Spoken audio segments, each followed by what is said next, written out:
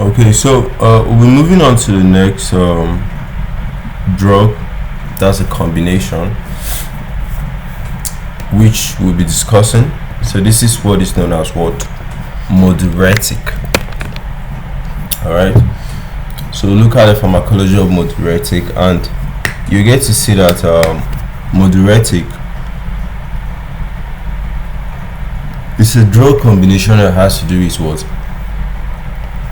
Combination of amiloride and hydrochlorothiazide.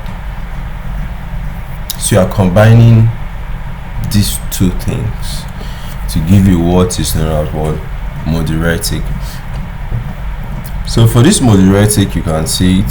So we said that it's a combination diuretic that pairs what? Amiloride. Now amiloride is a potassium-sparing agent.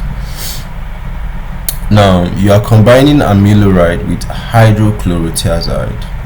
Hydrochlorothiazide is a thiazide diuretic. So when you combine the two of them, it now enhances diuresis. Okay. Now because you have a potassium-sparing agent, it will make you lose almost everything except potassium. You understand?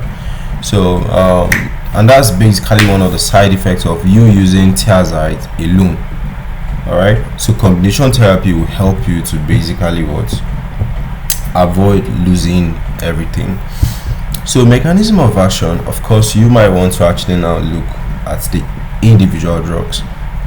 So hydrochlorothiazide inhibits sodium chloride symphoter in the distal convoluted tubule, promoting excretion of sodium chloride, water, potassium.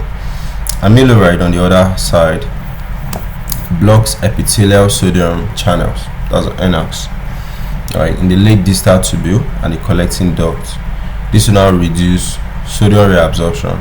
Alright, it will now make a lot of potassium be retained back in the body. So together they provide effective blood pressure control and fluid reduction while balancing what? Potassium levels. Alright, so pharmacokinetics, onset is about 1 to 2 hours. Duration, like for how long it will act, is about 24 hours. Excretion, hydrochlorothiazide is excreted unchanged in urine. Amiloride is partially metabolized and excreted renally. So potassium binding is basically high for both components, right? So clinical uses, you can use it in treating hypertension, you can use it in treating edema. Alright, edema that occurred because of heart failure or liver cirrhosis or nephrotic syndrome.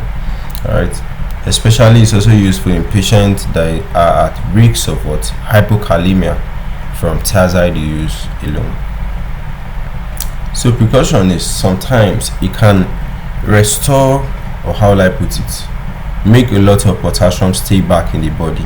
Alright, and this can actually get too much, especially in renal impairment or when you combine it with angiotensin converting enzyme inhibitors or potassium supplements. So it can cause hyponatremia, it can cause what? Hypochloremia. So contraindication is if the person is not urinating, alright, anuria, you shouldn't use such a medication on them.